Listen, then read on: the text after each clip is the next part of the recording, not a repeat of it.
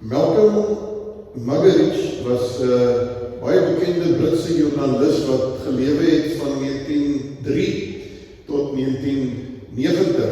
En dit was iemand, ek het nou nie eintlik van hom geweet nie tot ek nou begin lees het, maar dit was iemand wat destyds internasionaal bekend was. Reg oor die hele wêreld het almal van Malcolm Muggeridge geweet, wat hierdie Britse joernalis, hy was ook redakteur gewees van 'n tydskrif vir 'n hele tyd wat baie opgang gemaak het, die tydskrif, bietjie spot gedryf het met al die wêreldgebeure vir elke dag.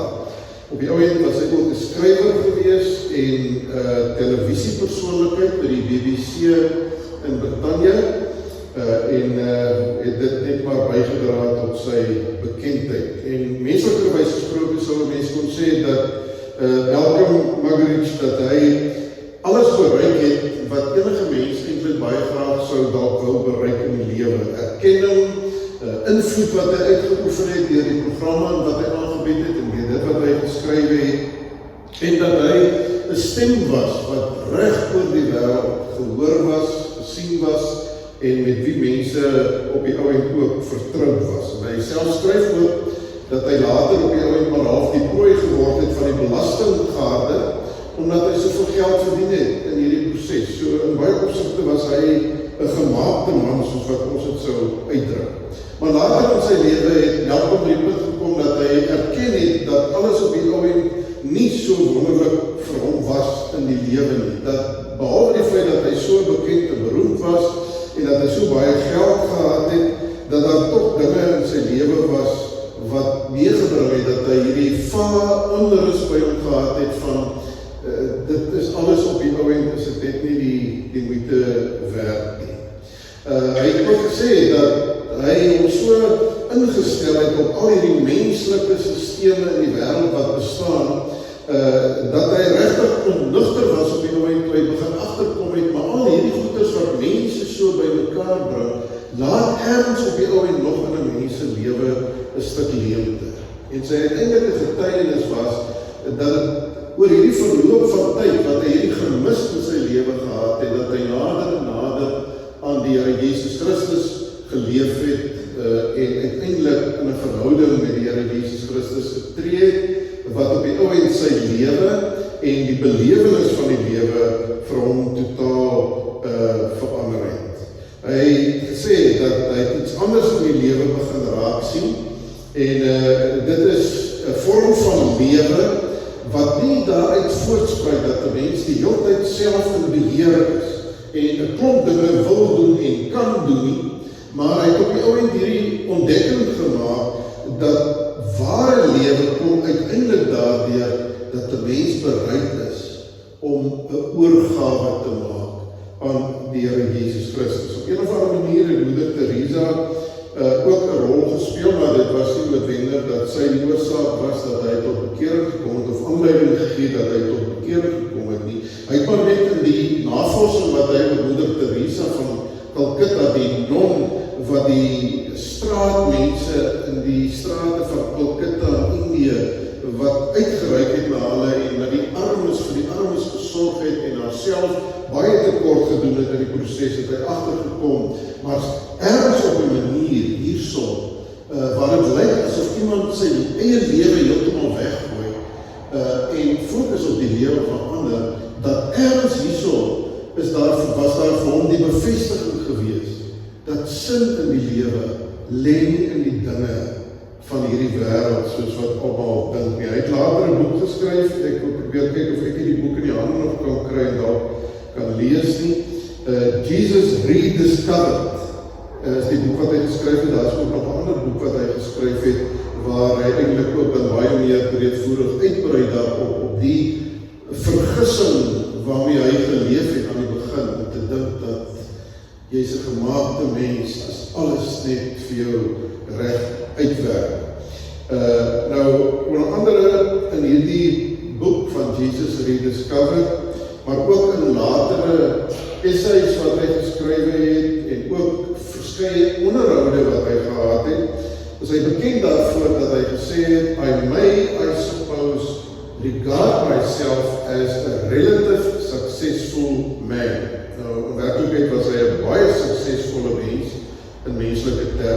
sê, yet, I never knew anyone who had achieved these things who was not profoundly unhappy.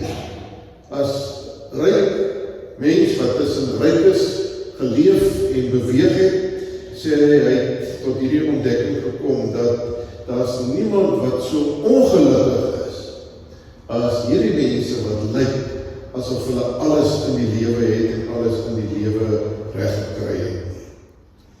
Lukas 9 vers 21, Jesus het 'n opdrag gegee om dit aan niemand te vertel nie, want hy het gesê die seun van die mens moet baie ly deur die familiehoofde, leierpriesters en die skrifkenners verwerp en doodgemaak en op die derde dag opgewek het. Toe het hy vir almal gesê, as iemand my wil navolg, moet hy homself verloon en elke dag sy kruis opneem en my volg. Want wie sy lewe wil red, sal dit verloor. Maar wie sy lewe ter wille van my verloor, sal dit red. Want wat help dit 'n mens as hy die hele wêreld as wins bekom het, maar homself verloor of skade aangedoen het? Wie hom vir my en my woorde skaam, vir hom sal die seun van die mens hom ook skaam, wanneer hy kom in sy heerlikheid, en die van die Vader en die heilige engele. Die groot tema, dink ek, in hierdie gedeelte wat ons gelees het, vind ons in vers 24, wie sy lewe ter wille van my verloor, sal dit red.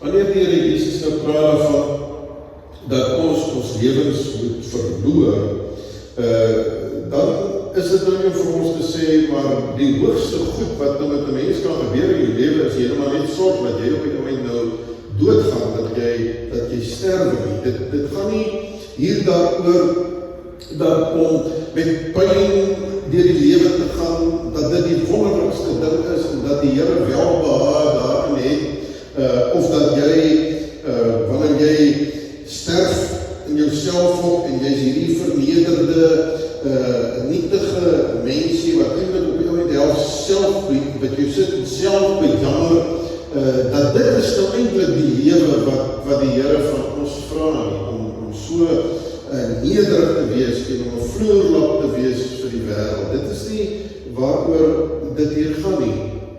Maar dit gaan oor, glo ek, die vraag wat vir ons gevra word, eintlik in dit wat die Here Jesus hier met sy disippels en die mense by hom deel, is die vraag, wie is die middelpunt van my lewe? Wie beklee die ereplek in my lewe? Wie is die een waar daar eintlik by my 'n verstomming is, 'n bewondering is? Is dit ek self, of is dit op een of ander manier die Here wat daardie plek, wat die middelpunt in my lewe beklee?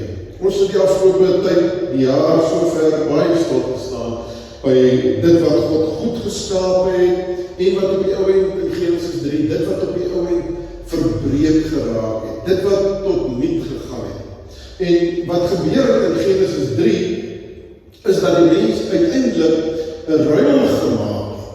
Toe God die mens goed geskaap het God die mens geskape tot sy eer, en dat die mens sy geluk en sy vervulling in homself sal vind in sy verhouding met God. Maar wat in Genesis 3 gebeur het, is dat die mens gesê het, nee, ons wil dit net graag omruil.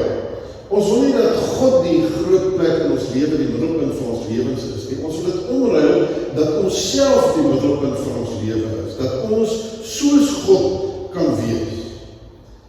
En wanneer die Here Jesus dan kom op die ouend, kom hy nie net om ons skuld te kom dra vir hierdie sonde en dit wat verkeerd geloop het, ook met Adam en Eva in die paradys. Hy kom nie net om hierdie straf te kom dra, wat op die ouend nou op ons rus, omdat ons sondaars is, en omdat ons ook saam met Adam en Eva mense is wat teen God gerebelleer het. Hy kom meer as dit. Hy kom ook om te kom heel maak dit wat die sonde stikkend gemaak het. Hy kom om hierdie orde weer te kom regdraai, dat dit is soos wat God het oorspronklik bedoel het om te wees. En ek dink ons kan dit net saamvat met hierdie woorde om te sê, hy het gekom om dit moontlik te maak dat God weer God kan wees in ons lewens. Weer God kan wees in ons lewens. En dit bring dan weer vir ons by hierdie persoon wat gesê het, it is all about God, stupid. Kry dit in jou kop. Moenie stupid wees nie. Kry dit in jou kop, dat hierdie lewe nie 'n lewe is wat op die eerste plek om jou draai nie. Kry dit in jou kop, dat jy geskape is, dat jy daar is, sodat jou lewe om God kan draai, dat hy die middelpunt van jou lewe kan wees. En dit is maar doodgewoon wat Marguerite ook in sy lewe moes ontdek het, as 'n gemaakte mens in hierdie lewe, met wie alles mooi en goed en reg geloop het. Hy moes ontdek dat die probleem vir hierdie leegheid binne in homself lê nie noodwendig in die goed wat rondom hom gebeur. Al hierdie verval wat hy sien en al die negatiewe dinge wat hy beleef. Die probleem lê nie daarin nie. Die probleem lê binne in hom. Sy leegheid is daar, nie oor die goed wat in die wêreld gebeur nie, maar sy leegheid is binne in hom, oor wie is op die ou end die middelpunt van sy lewe. Waar lê die fokus in sy lewe? Ons het so Sondag of wat gelede daarby bietjie teruggestaan om te sê dat die pad wat die Here Jesus geloop het, was op die ou end die pad gewees om aan die Vader al die eer en al die lof en die heerlikheid in sy lewe te bring.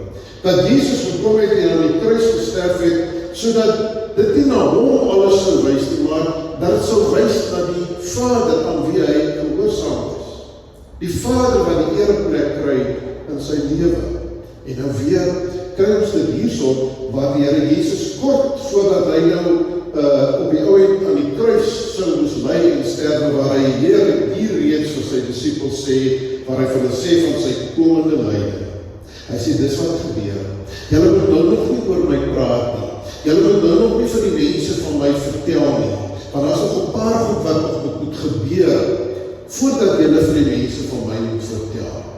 Hy sê, dit lê nog voor, dat ek gaan ly onder die leiers van die volk, en die leiers van die godsdienst, die kerkleiers. Ek gaan ook onder hulle ly. Ek gaan verwerp word. Ek gaan doodgemaak word. En dit wat gebeur, dat ek gaan ly en doodgemaak word, is nie die grootste tragedie wat gaan plaasvind. Dit is op die ou end, ek wat myself gehoorsaam oorgee aan die Vader. Dis uiteindelik ook my verheerliking deur die Vader. Die feit dat ek hier sterf, dat ek ly, dat ek hierdie verskriklike wandade, hierdie moord waarmee ek vermoor word, dat dit op die ou end daartoe sal wys, dat dit gaan op die ou end oor die Vader. Dis eintlik 'n gebeurtenis waar daar lof ter sprake is. Hierdie dood, hierdie lyding aan die kruis. Die lof van God. Dit gaan nie oor my nie. Dit gaan nie oor my selfbehoud nie. Maar dit gaan daaroor dat ek aan die Vader die eer en die verheerliking gee. Wat is die gevolg daarvan op die ou end in die lewe van die Here Jesus? Die gevolg daarvan is sy eie verheerliking. Hy word uit die dood uit opgewek. Hy vaar op na die hemel. Hy gaan sit aan die regterkant van die Vader. Die pad van verheerliking, sy verheerliking, loop deur hierdie pad, hierdie geweldige pad van lyding en swaar kry en pyn en uiteindelik die dood. Vir Jesus was dit nie dat hy 'n passie gehad het vir lyding, maar hy het hom oorgegee. Hy het hom oorgegee aan die wil van die Vader. Hy het hom oorgegee daaraan om sy lewe te gee, oor te gee vir ander, so hy jou, sodat ons gered kan word. Hy het hom oorgegee dat ek en jy gered kan word. En is deur sy oorgawe dat ek en jy gered kan wees. Maar is ook deur sy oorgawe, dat hy op die ou end uit die dood uit opgewek is. Die lewende Here wat ten volle weer ook in sy eer herstel. So nou sê die Here Jesus, terwyl hy hier met sy disippels praat, hy sê, hierdie ding lê voor, dis wat gaan gebeur, hy gaan myself oorgee, die uiteinde daarvan gaan wees, dat ek op die ou end uit die dood uit gaan opstaan, en dan skuif hy met sy aandag na die disippels en die mense wat daar by hom is. En hy vra hierdie selfde vraag hy vir hulle, wie is die middelpunt in julle lewens? Wie gaan die middelpunt in julle lewens wees? As iemand vir my wil navolg, as iemand wat die Vader verheerlik het, dan moet hy bereid wees om dieselfde pad te loop as hy. Behalwe, dit gaan nie 'n fisiese kruisiging noodwendig wees nie, maar het gaan 'n kruisiging wees wat binne-in jouself moet plaasvind. Om hierdie ereplek ook in julle lewe as disippels te gee aan die Vader. Hy wat homself verloor en sy elke dag sy kruis opneem en my volg. Dis hy wat op die ou end sy lewe behou. Wat beteken dit om jouself te verloor? Om jouself te verloor beteken dit om die aanspraak wat jy het daarop, om die middelpunt van jou lewe te wees, om daai aanspraak af te staan. Om jouself te verloor, om te sê, ek is nie meer die middelpunt van my lewe. Dit draai nie alles om my en myself, en dit wat ek aan behoefte het, en dit wat ek graag wil sien in my lewe moet realiseer, en die ideale wat ek graag wil verwenslik. Maar dit beteken om daardie aanspraak wat ek het, om die middelpunt te wees, dat ek dit sal afgee. En Jesus sê, dis 'n ding wat daagliks moet gebeur.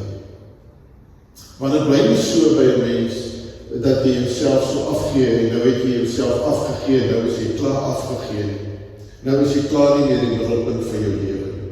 Omdat jy nog steeds 'n sondaar is, iets waarmee jy elke dag van jou lewe stoei, is die eie ek, die sondige self, hier binne in jou, ten spyte daarvan dat die Heilige Gees binne in jou lewe woon, is die eie ek nog springlewendig hier binne in jouself, en wil die eie ek gedurig weer terugkom en die beheer oorvat.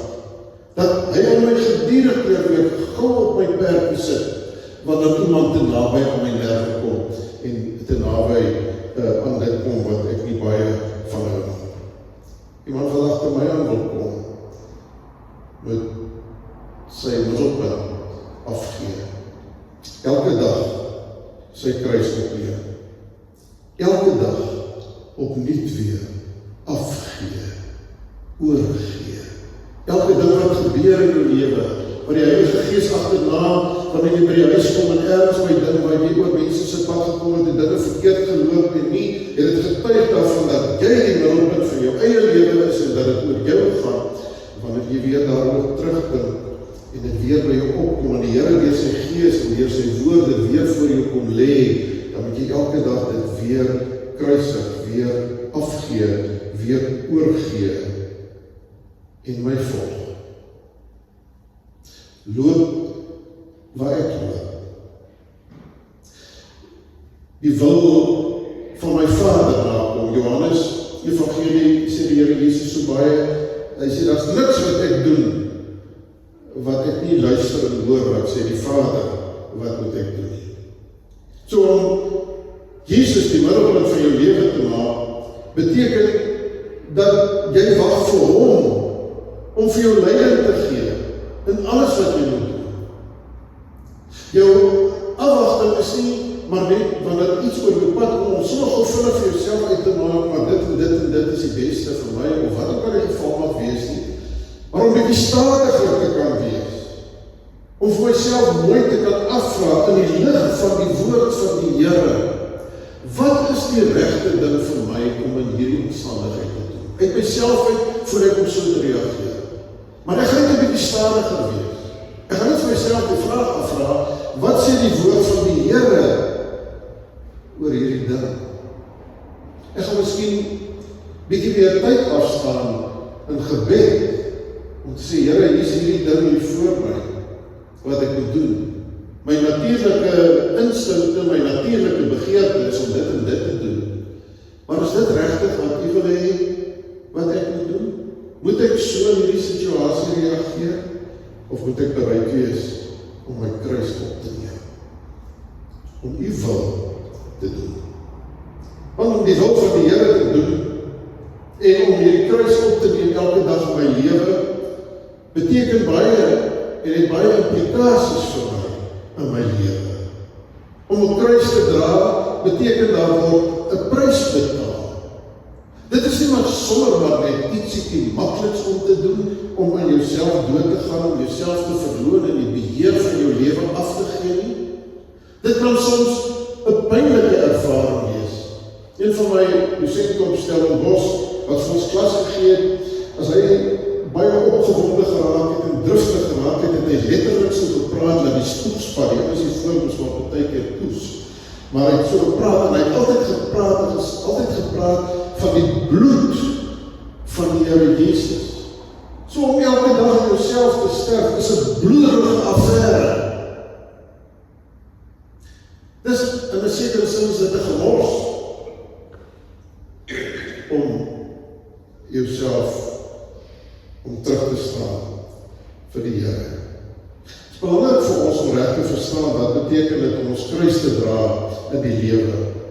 Dit vervang nie die kruis van Jesus nie.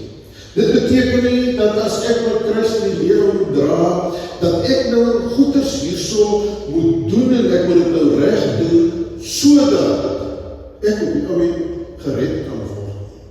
Dan trek ek 'n streep deur Jesus se kruis. Jesus se kruis was daar gewees sodat hy die skuld gedra het in my plek, sodat hy alles gedoen het wat nodig is, sodat ek gered kan word. So wanneer ek my kruis dra en dinge opoffer en prys gee ter wille van die Here, dan doen ek nie dit om punte te verwerf. Dan doen ek dit op die ou end om dankie te sê vir 'n verlossing wat volledig is. Dat ek reeds in dit wat Jesus vir my gedoen het, dat al my skuld klaar betaal is. Dat ek 'n kind van God geword het deur sy genade en deur sy liefde. Dat ek verlos is, dat ek die ewige lewe as 'n erfdeel ontvang het op grond van wat Jesus gedoen het. So wanneer ek my kruis dra en myself prys gee, myself opoffer, dan doen ek dit alleen maar net uit dankbaarheid, om te sê, Here, dankie dat U my gered het, dat U U hand op my lewe gelê het, en omdat U dit gedoen het, wil ek ook maar net van my kant af vir U dankie sê, en daarom is ek bereid om weer vir U die middelpunt van my lewe te maak. Dit is die sterwe van 'n rebel hier binne in my. Daar die stem wat elke keer sê, ek wil besluit, ek wil bepaal, ek wil weet, so en so wil ek hê, met hierdie situasie uitgesorteer word. Dit gebeur nie anders nie, dit gebeur soos wat ek dit graag wil hê. Dit beteken om daai stemmetjie binne in stil te kry. Die stem van die rebel, wat wil sê, so doen ek dit, want ek is die middelpunt. Dis 'n teenstrydigheid. En mense van die wêreld kan hierdie teenstrydigheid nie verstaan, hierdie paradoks wat daar is. Kan dit nie begryp nie. Wie sy lewe ter wille van my verloor, sal dit red.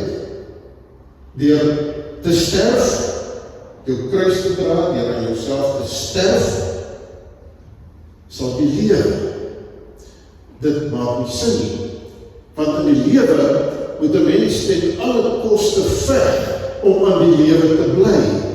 Jy moet vasklou aan die lewe, sodat jy kan bly lewe.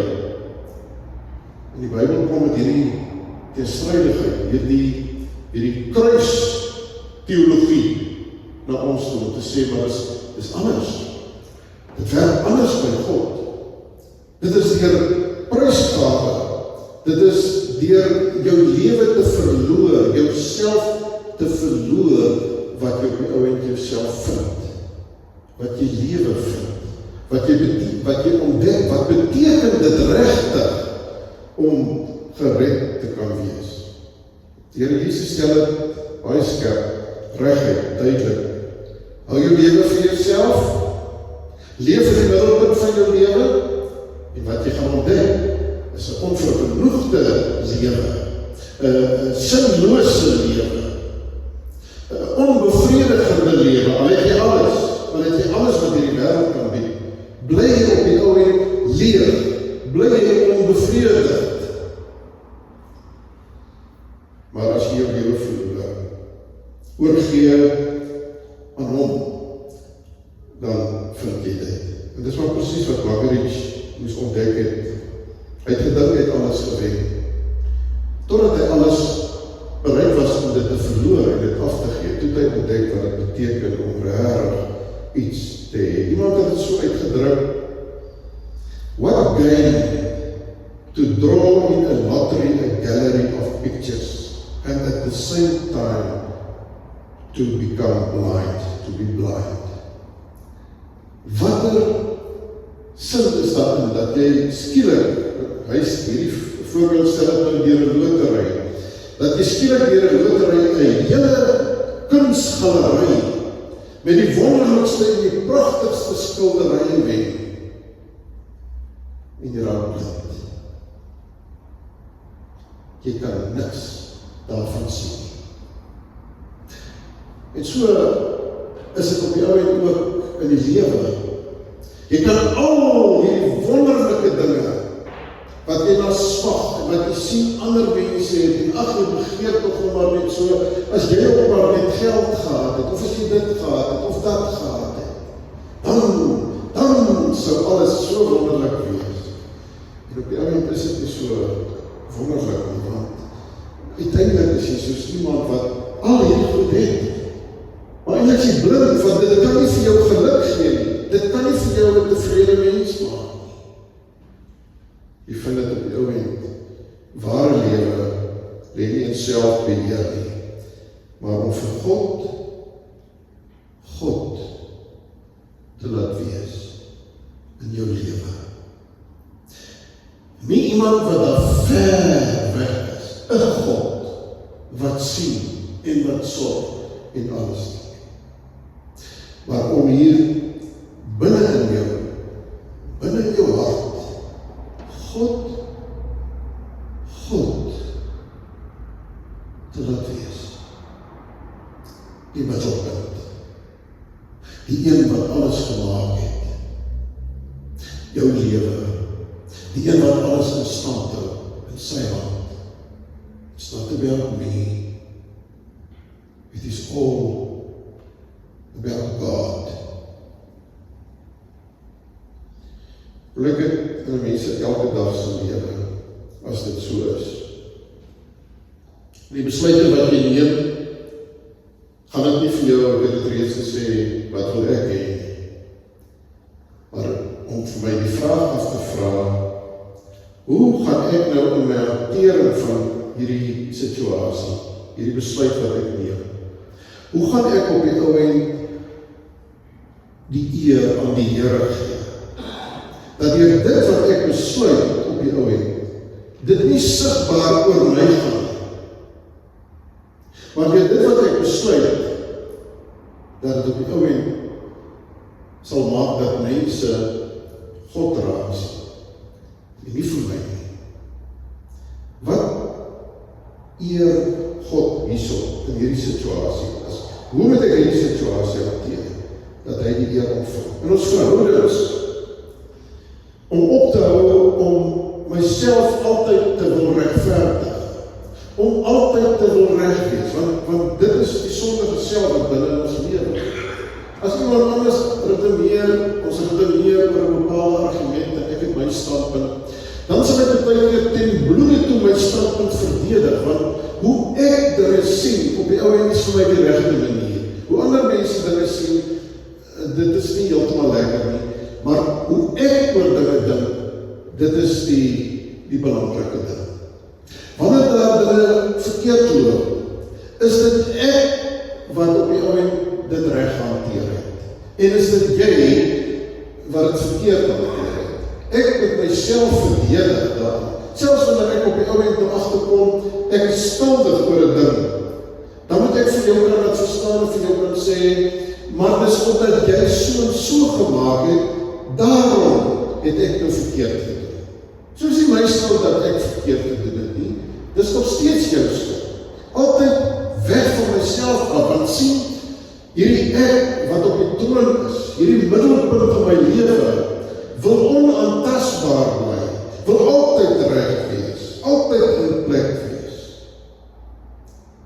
En as ek God laat wees in my lewe, dan is ek vinnig om my foute te herken. As ek vinnig om te sê, jammer, ek het nie jou reg hanteer nie. Ek vra om verskoning. Vergewe my. Dan is ek vinnig om ander wat teenoor my verkeerd doen, te vergewe. En om nie vergewe en altyd te onthou, maar daardie persoon het my hier en hier gevra en ek hou dit nog die hele tyd teen jou. Ek is vriendelik met jou, ek het jou verskoning gehoor, ek het selfs gesê, ja, ek vergewe jou, of ja, ek aanvaar dat jy verskoning gevra het. Maar ek gaan nog altyd teen jou hou, ek gaan die hele tyd weet, dat jy iets teen my gedoen het. As God is in my lewe,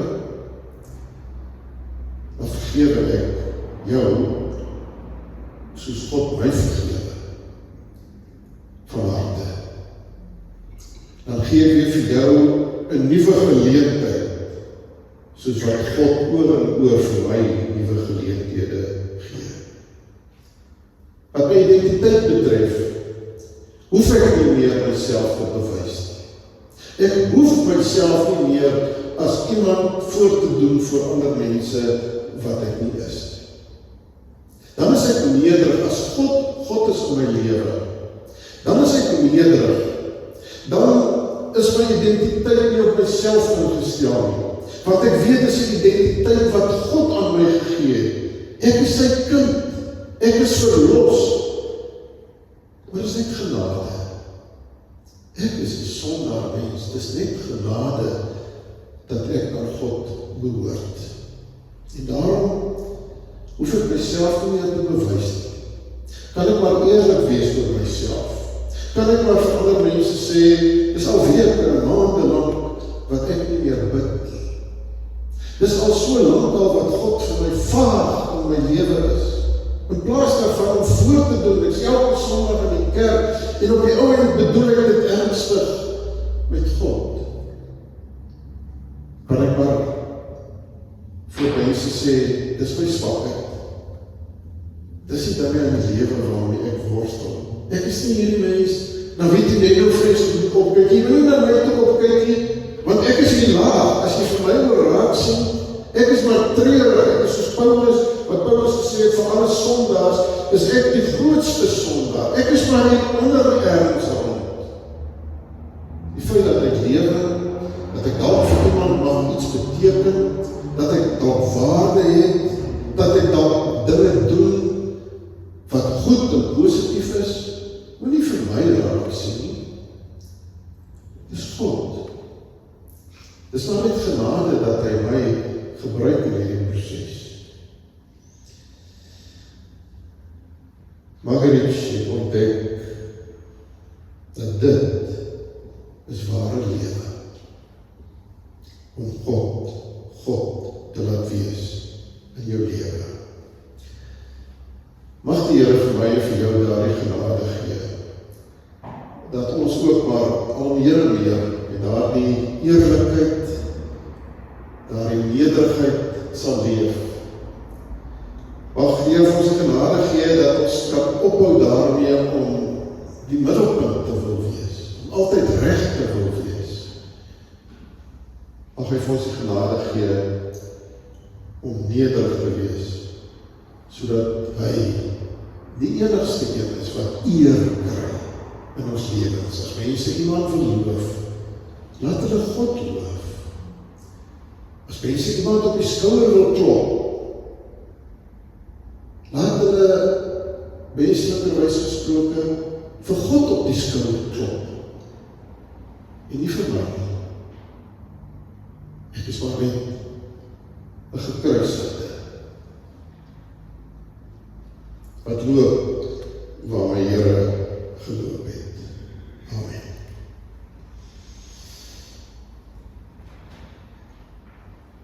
Here, ons hoor hierdie boodskap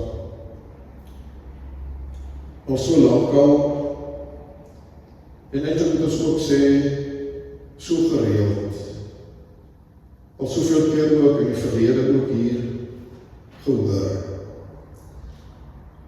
dat ons lewens moet verloor, sodat ons die lewe kan wen. Dat ons moet doodgaan, sodat ons waarlik kan lewe. Vergewe ons, dat ons verdoof is. Vergewe ons, dat ons hoor en hoor en hoor, maar nie luister nie. Vergewe ons, dat ons elke keer weer agtertoe skarrel, weer terug in selfbeheer in ons lewens. Weer ons self wil troon en U onttroon. En ag Here, dit gebeur sommer baie keer in een dag. Dit lê nie in ons om dit te verander nie. Maar dit is net U wat deur U Gees so aan ons kan raak, dat ons hierdie lewe van kruisiging, dat ons dit kan leef, sodat U al die eer kan ontvang. Daarom pleit ons vanmôre om U genade. In Jesus naam, amen.